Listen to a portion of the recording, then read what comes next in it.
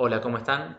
Bueno, en esta clase de lo que vamos a hablar es de las herramientas necesarias para este oficio de aire acondicionado, tanto como para la instalación como para la reparación. Eh, no son todas, obviamente, porque hay siempre muchas más herramientas para ir incorporando. Sí, quizás son las fundamentales, las que no pueden faltar, aunque también algunas son más imprescindibles que otras y voy a ir señalándolo a medida que vayamos viéndolas. En este caso va a ser más que nada una presentación y algunas observaciones sobre cada una de las herramientas, más que nada para que tengan ustedes la información a la hora de buscarlas, de querer comprarlas, qué cosas son importantes saber de cada una, al margen de, en cada caso, cómo se usan o demás que lo iremos viendo.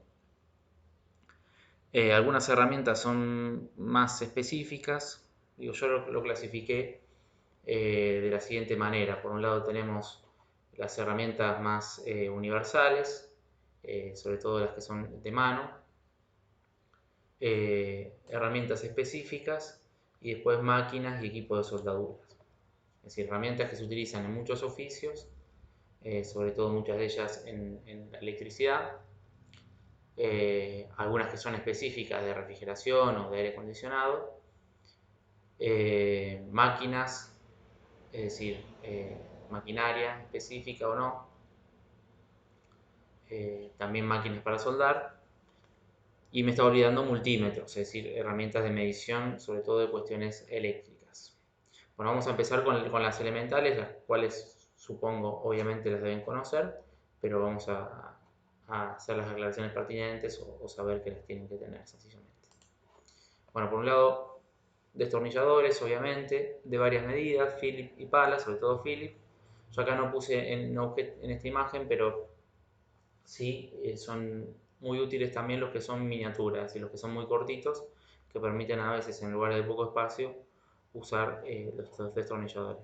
Mucho más que aclarar de destornilladores, no. Llaves de boca fija, en pulgadas de milímetros, en ambas mediciones, o bien lo que se puede tener es al menos dos llaves francesas. Normalmente la que se utiliza en aire acondicionado es la de 10 pulgadas de largo.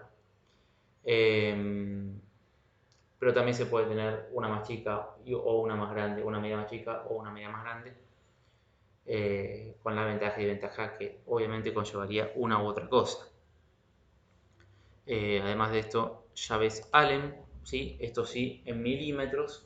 Esto se va a usar específicamente tanto en instalación como en reparación para abrir y o cerrar las válvulas de robinete de los condensadores del aire acondicionado que se abren y cierran con llaves Allen, siempre en milímetros. Eso es importante porque el juego en pulgadas tiene una llave que es relativamente equivalente a la que nosotros vamos a utilizar, que no es siempre la misma, aunque la mayoría de las veces sí. Por eso no les digo la medida para que no se compren esa, sino que compren el juego completo porque se van a encontrar con equipos que traen Allen más grandes o más chicas. Pero bueno, como les decía, hay en pulgadas una que se parece mucho, sin embargo, no es el mismo calibre y por lo tanto tiene un poco de juego y ese juego lo que va haciendo es desgastar el robinete y desgastar la propia llave. Si se desgasta el robinete sonamos porque hay que reemplazar, por más que lo único que se desgaste es eso, vamos a tener que cambiar toda la válvula y por lo tanto perder el gas, el refrigerante y demás. Si se desgasta la herramienta vamos a tener que reemplazarla y también supone un costo adicional. Entonces, estas llaves para este uso específico, que es en lo que nosotros más lo vamos a utilizar, tienen que ser en milímetros. Pueden además tener una llave en pulgadas, sí, bueno, porque por ejemplo algunas veces los prisioneros de las turbinas, que agarran la turbina a la mototurbina, al motor, el eje, muchas veces están con llaves Allen o cosas por el estilo. Bueno, vamos a encontrar de vez en cuando bulones o tornillos que tengan cabeza de Allen. Pero principalmente, y eso sí o sí, lo vamos a tener que tener para abrir los robinetes. Y además de esto, bueno, llave de tubo con criquera o como prefieran. Más que nada para los tirafondos y los bulones que agarran las ménsulas del condensador. y al propio condensador a la ménsula. Y además porque obviamente, como ya saben, es una herramienta muy útil para muchas cosas, pero bueno, específicamente pensando en una instalación en aire, creo que el uso que le van a dar es ese. Pinza universal. Pinza universal, también pinza de punta, está muy importante para sacar correctamente los terminales pala, tanto de la placa electrónica como del compresor, como de las borneras o del capacitor y demás, que normalmente vienen con terminales pala. Muchas veces, sobre todo a la placa, ese terminal pala además tiene una pequeña trabita que hay que presionarla y es muy finita, entonces conviene tener una pinza de punta, perdón, para abrir esa trabita. Ya lo iremos viendo también. Eh, y además, bueno, muy útil la pinza de punta en general para sostener cables y cosas por el estilo. Así que bueno, también hay que tenerla. Alicate para cortar cable, para pelar cable. Obviamente también se puede tener algún tipo de pelacables o lo que fuera, pero bueno, yo creo que si bien representa mucha utilidad y a veces agilizan el trabajo, el alicate tiene que estar necesariamente en la caja de herramientas para resolver algunas cuestiones que se resuelven con alicate y no con otra cosa. Cúter o navaja, cualquiera de las dos cosas, por ejemplo para cortar las vainas de los cables tipo taller, el aislante grueso, digamos, del cable, para acceder después a los cables interiores. O para cortar aislantes o para cortar cintas de aire acondicionado o lo que fuera, bueno, etc. Se usa mucho, así que siempre tiene que haber algún tipo de navaja, ya sea cúter o una navaja electricista o lo que fuera. No vamos a decir un tramontina común o lo que fuera, etc. Y por último, en esta sintonía de herramientas que son más o menos universales, nivel. Sí es importante que el nivel sea largo, normalmente se utiliza el nivel de 1 metro, porque tengan en cuenta que nosotros vamos a usarlo, por ejemplo, para ver si las dos ménsulas del condensador están a nivel o mismo el soporte del evaporador, y son extensos, a veces bastante extensos, entonces cuanto más largo sea el nivel, mejor. En todo caso, se puede tener varios niveles, unos más cortos, otros más largos, para las distintas actividades, pero si hay que elegir entre corto y largo, yo le diría cómprense un nivel más bien largo. Bueno, esto en cuanto a las herramientas más o menos universales. Obviamente hay un montón más, insisto, eh, el inventario de esto es más que nada de lo fundamental, de lo que no puede faltar. Hay muchas otras cosas como Stilson, que siempre viene bien, Pico del Oro, etcétera, no sé, ya irán viendo ustedes. Máquinas, básicamente dos de las máquinas así más universales. Una es el taladro rotomartillo, ¿no? Esto que tienen ahí. Tiene que ser bastante potente porque nosotros vamos a tener que hacer un agujero bastante grande en la pared. Muchas veces hay ciertos tramos de hormigón que hay que romper y demás, entonces tiene que ser un buen taladro. Normalmente cercano o mínimamente a los 800 watts. Normalmente de acople, entre otras cosas, porque si bien vienen de la otra forma, con mandril ajustable, nosotros vamos a tener que utilizar muchas veces la mecha copa, y para eso necesitamos que normalmente vienen por acople. Además las piezas para romper también son con acople. Y por otro lado, en cuanto a máquinas, una moladora angular. No es tan importante como el rotomartillo, pero sí muchas veces agiliza sobre todo, ¿no? Es importante, obviamente que hay otras maneras de suplir estas herramientas. El taladro es medio difícil, ¿no? Pero por ejemplo en vez de la mecha copa, hacer varias perforaciones o picar la pared. Pero todo eso significa una gran pérdida de trabajo. Y muchas veces en este oficio, ganar tiempo es ganar plata porque me permite a mí en un mismo día hacer mayor cantidad de instalaciones, supongan, o lo que fuera. Entonces, conviene tener buenas herramientas, y nada, eso. Bueno, en cuanto a máquinas, esto es todo, salvo por una máquina específica con la que vamos a arrancar a ver las herramientas que yo intitulé específicas. Primera de ellas, principal, una de las herramientas caras que tenemos que comprar es la bomba de vacío. una bomba de succión. La bomba de vacío se utiliza en las instalaciones o previo a las cargas de gas para asegurarse que el circuito de refrigeración, donde nosotros vamos a introducir el refrigerante o abrir las válvulas para que el refrigerante circule, esté absolutamente en vacío, es decir, que no tenga aire,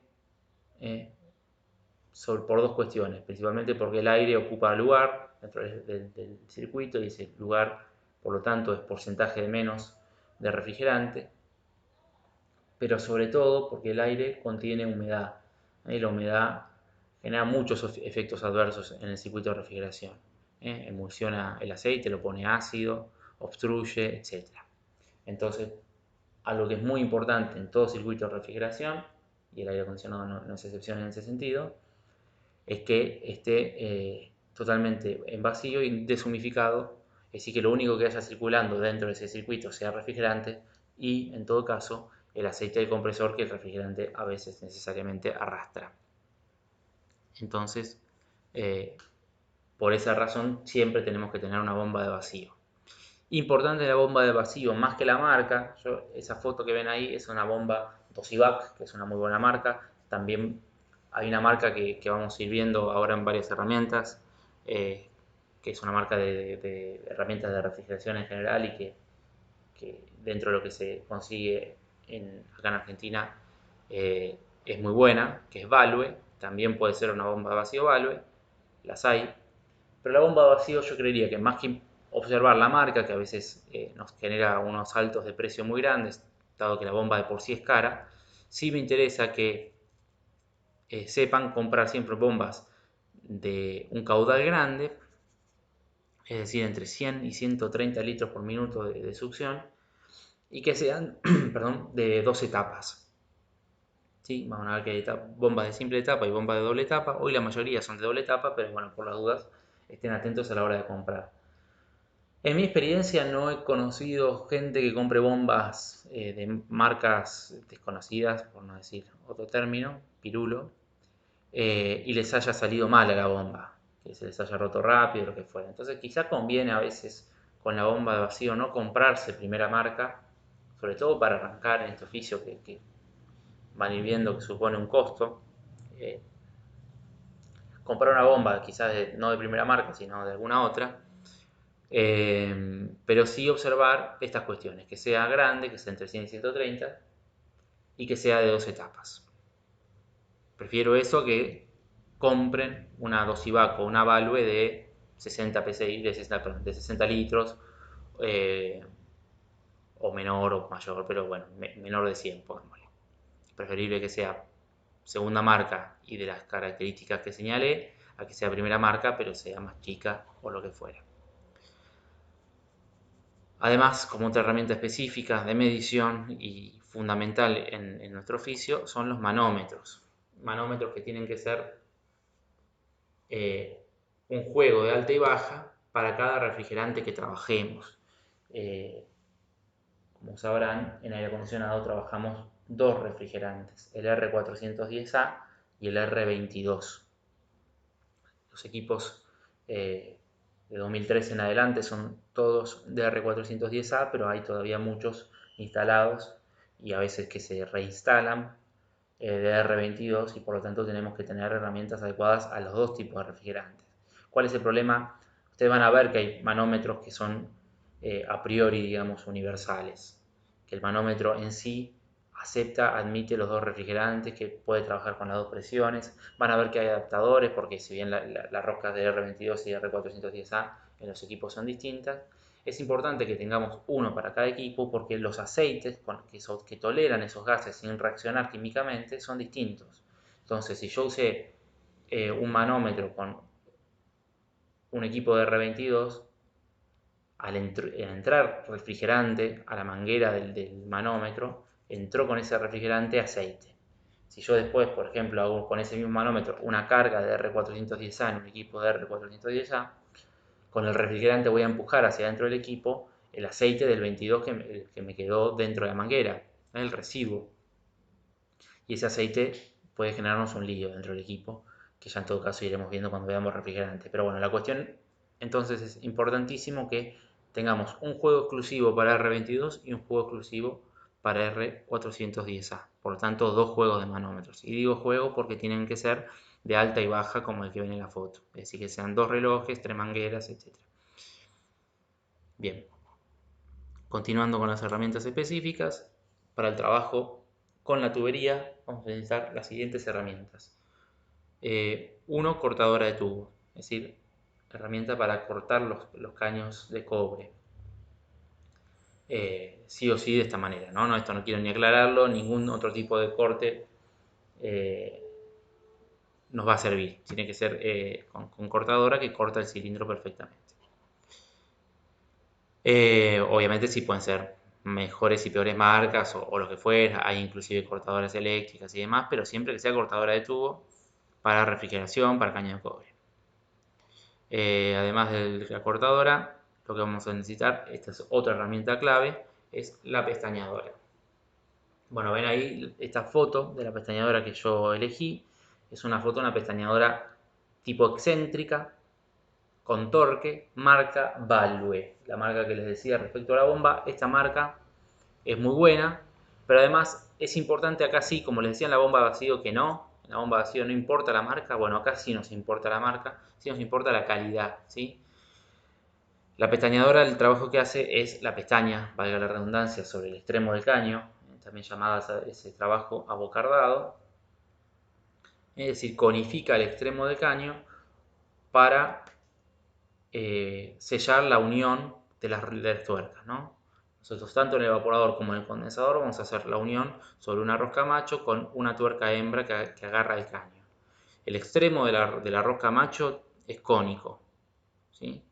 El fondo de la tuerca también es cónico. Entonces lo que nosotros vamos a hacer es pasar el caño por la tuerca, conificarlo, es decir, pestañear, y después va a quedar ese cono del caño que nosotros hicimos, la pestaña, entre el cono del fondo de la tuerca y el cono de la punta de la rosca macho. Entonces va a quedar sellado por conificación. Las uniones cónicas no sellan perfectamente. No lleva, además, las uniones en los caños, tanto en el evaporador como en el condensador, ningún tipo de agregado, ni teflón, ni sellarrosca, ni nada que se le ocurra. Es cobre contra las tuercas y la rosca que son de bronce. Entonces es importante que la pestaña esté bien hecha. Todo esto apuntaba hasta este lado, ¿no? La pestaña tiene que estar bien hecha porque eso depende que el equipo pierda o no pierda. Si el equipo pierde en una instalación, probablemente a la semana me esté llamando que el equipo no esté, ya no enfríe o no caliente.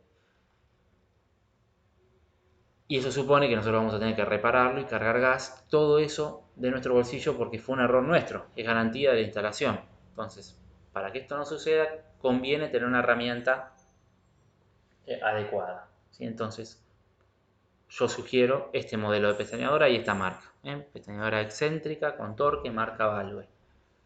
Es más cara que el resto, sí, pero bueno, en este caso sí se justifica pagar de más. Si quieren invertir estratégicamente y pensar bien en qué gastarse un peso más o un peso menos, bueno, acá se lo señalo, la pestañadora sí compren una buena pestañadora. Bueno, dicho eso, siguiendo con el trabajo sobre los tubos, también los tubos hay que doblarlos. Y tenemos el problema que los tubos en split trabajamos con 4 medidas de tubería de cobre. Un cuarto la más chica, 3 octavos la que sigue, media y 5 octavos. Un cuarto y 3 octavos son caños que es muy difícil estrangularlos. Es más difícil estrangularlos que no estrangularlos. Entonces no es tanto problema. Si uno los dobla con cuidado no se cierra el caño. El de un cuarto ni hablar, el de 3 octavos con un poquito de cuidado tampoco. En cambio el caño de media y el caño de 5 octavos se estrangulan muy fácil cuando uno dobla. Entonces necesariamente para doblar el caño sin que se cierre el diámetro tenemos que usar algún tipo de doblador. Les voy a mostrar dos tipos. Uno es este doblador, que es el recomendado, que es más caro obviamente, pero tiene como si fuera media polea y sobre eso otra poleita que va llevando y va doblando el caño y queda doblado a la perfección. Hay algunos que marcan un poquito el caño, pero bueno, es preferible eso a que se estrangule. Y tiene de bueno que es muy fácil de usar y que uno le puede dar el ángulo y la curva queda perfecta. El otro tipo de doblador son los resortes. Lo voy a poner por acá. los resortes, se introduce el caño dentro del resorte, el resorte doblando el caño en el lugar donde está el resorte como contiene el caño, entonces evita que se cierre. Es más incómodo el doblador. Primero que hay que pasarlo desde el extremo del caño hasta el lugar donde queremos doblar, y eso a veces supone un trabajo medio complicado, y por lo tanto el caño tiene que estar todo liso, perfectamente liso para llegar hasta ahí, y después a veces se traba para sacarlo. Es totalmente efectivo, por otro lado. Es decir, así como les digo que es medio incómodo de usar, es 100% efectivo, así que como servir sirve, es nada más incómodo. Bueno, esto para doblar. Y después lo que nos faltaría es el trabajo que se hace sobre el caño para la soldadura. Cuando se va a soldar dos caños de dos tubos del mismo diámetro, hay que hacer una cupla primero. Hay que introducir uno dentro del otro y por lo tanto, para eso hay que expandir uno de los dos caños. Es decir, hacerlo una hembra y un macho si quieren. Para eso hay que usar un expansor. Entonces también les voy a mostrar dos tipos de expansores, aunque hay más. Voy a mostrar primero el recomendado por la practicidad, que es la pinza. Esta es una pinza que ustedes introducen en el caño y van presionando y va abriendo, siempre a poquito, pues el caño se puede rajar, pero es muy práctica y muy rápida. Y la otra, más común, pero más molesta, más incómoda, medio similar a lo que les decía con el resorte, es el punzón, para el cual tienen que tener además, que me olvidé de poner en las herramientas de mano, un martillo. ¿Sí? Es decir, tienen que introducir el punzón dentro del caño y con el martillo golpear para que vaya expandiendo. Esto hay que hacerlo siempre con mucho cuidado porque tiende a doblar el caño o a deformarlo y no nos conviene eso. Bueno, esto en cuanto a las herramientas para el trabajo en la tubería. Me estoy dando cuenta ahora que me falta acá la pinza para cortar capilar. ¿Sí? Para cortar el tubo capilar no se corta con la cortadora esta, sino con una pinza. Y otra cosa que también podríamos agregar es que hay también cortadoras de tubo mini, en miniatura, es decir, más chiquititas, que nos permiten, similar a lo que les decía con el destornillador, cortar en espacios más reducidos. ¿Sí? Acá la cortadora esta tendrá 12-13 centímetros de largo, y entonces yo tengo que ir girando alrededor del caño la cortadora y entonces necesito que tenga todo ese radio liberado alrededor del caño. Muchas veces eso no sucede, entonces viene bien tener una cortadora miniatura que tiene un largo mucho más chico y entonces me permite cortar en espacios más reducidos. Pero bueno, sumando esas dos, la pinza cortadora capilar y la cortadora de tubo miniatura, yo creo que para el trabajo del caño estaríamos bien. Se puede agregar obviamente un montón de cosas como un cariador y demás para sacar rebarba, bueno, etc. Pasemos ahora entonces a los multímetros.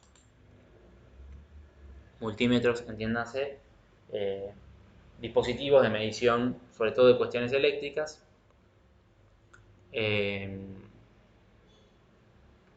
Esto que les estoy mostrando ahora es un tester, es decir, un multímetro específicamente. Multímetro porque comprende en este caso dentro de sí muchas de las herramientas de medición que nos interesan. Sobre todo los testers traen para medir dos cosas que nos van a servir directamente, que son tensión y resistencia.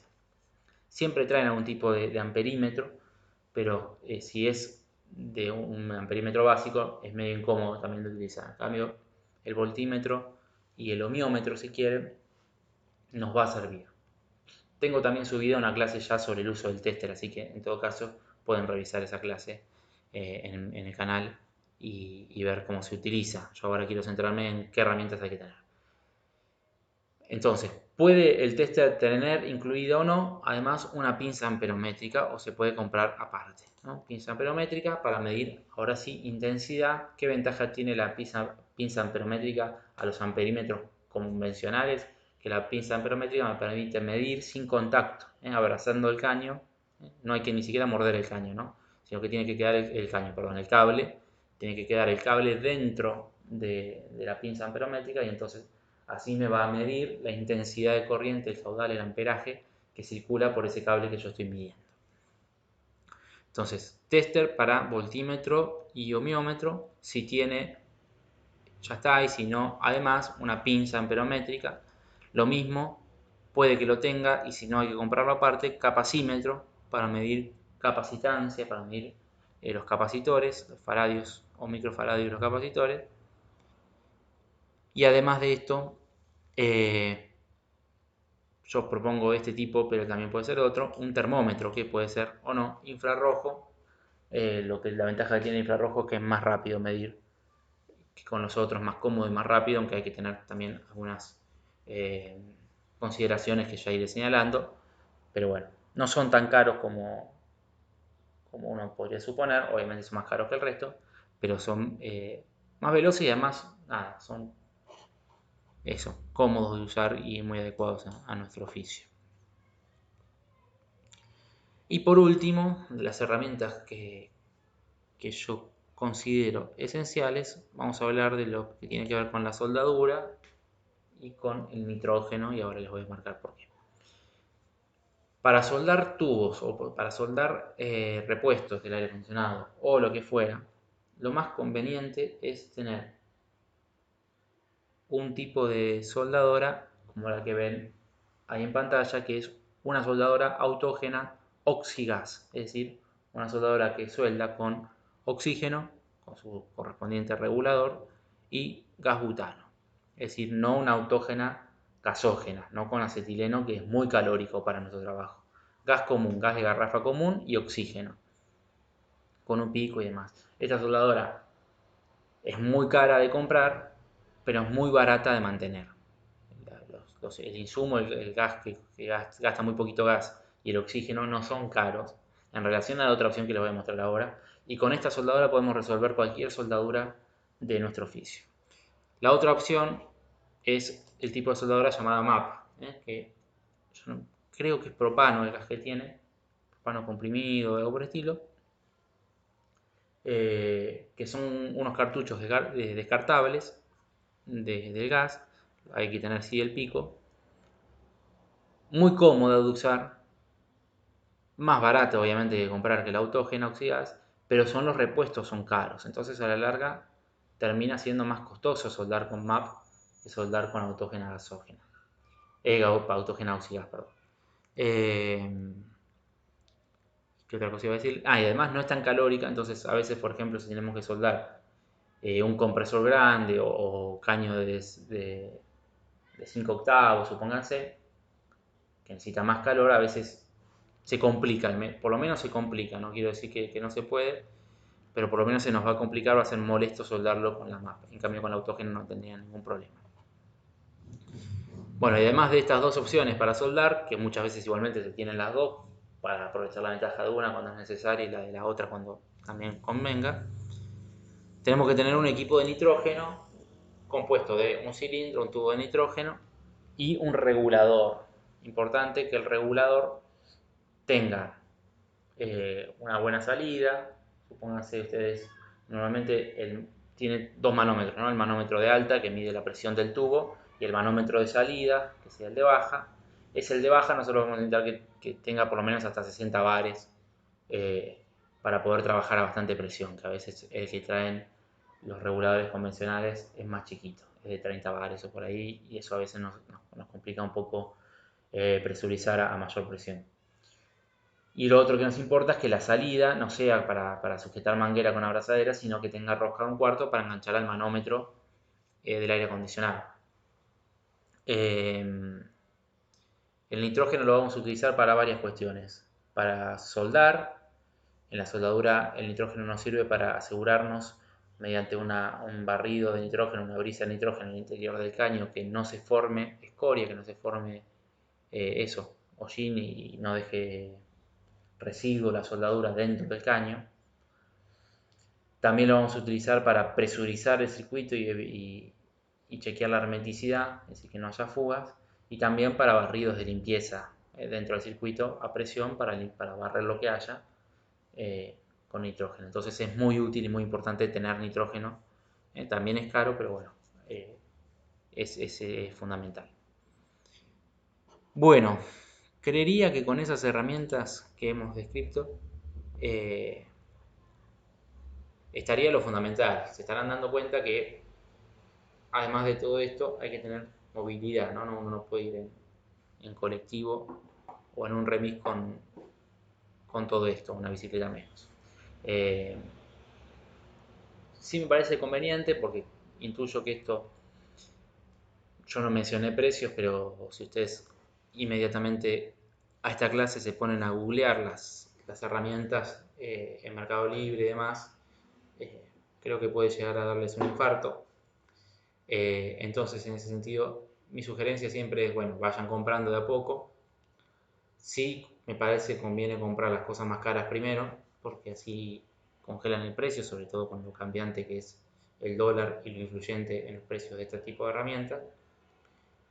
Eh, y en la medida de lo posible que formen sociedades, es decir, trabajen con otros. El oficio este en general exige un poco trabajar de a dos, entonces conviene buscarse un colega, un socio y comprar las herramientas de a dos, así es más fácil arrancar. Eso obviamente es un consejo, una sugerencia, pero dado que necesariamente van a tener que trabajar de a dos y que van a tener que comprar las herramientas, mejor comprar las dos y entonces no es tan costoso. Después, obviamente, el oficio también por eso el oficio, muchas veces los trabajos son costosos, se va amortizando el costo de estas herramientas y demás. Pero bueno, cualquier duda, cualquier cosa que no haya incluido y que a ustedes les interese saber si es necesario o no, o sobre el uso de las herramientas y demás que iremos viendo, pueden consultarme en los grupos de WhatsApp de cada uno de los cursos. Espero que haya sido claro, que les haya servido y entonces hasta la próxima.